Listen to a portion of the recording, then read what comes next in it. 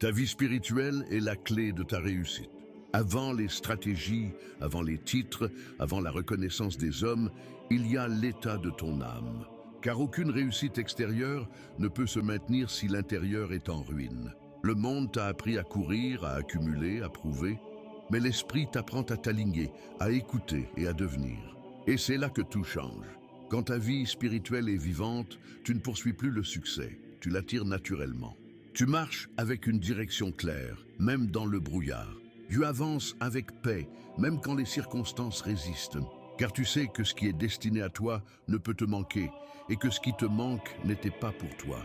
La spiritualité n'est pas une fuite du réel, c'est une maîtrise du réel. Elle t'enseigne la discipline intérieure, le silence fécond, la patience sacrée. Elle te rend fort là où le monde t'a fragilisé, stable là où les tempêtes auraient dû te briser. Celui qui cultive son esprit ne mendie plus l'approbation.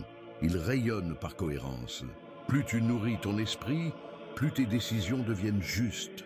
Tu ne réagis plus sous l'emprise de la peur ou de l'ego, tu agis depuis la sagesse. Tu comprends que chaque épreuve est un enseignement, chaque retard une protection, chaque chute une initiation. Rien n'est perdu quand ton âme est éveillée. Ta réussite véritable n'est pas seulement ce que tu possèdes, mais ce que tu deviens. Un esprit aligné crée des œuvres durables. Un cœur pur attire des relations saines. Une conscience élevée ouvre des portes que l'effort seul ne peut forcer. Là où la force humaine s'épuise, la grâce prend le relais. Prends soin de ta vie spirituelle comme d'un sanctuaire. Protège-la du bruit inutile, des comparaisons stériles et des ambitions vides. Consacre du temps à la prière, à la méditation, à l'introspection. Car celui qui se connaît intérieurement ne se perd jamais extérieurement. Souviens-toi, le monde peut te donner une position, mais seul l'esprit te donne une mission.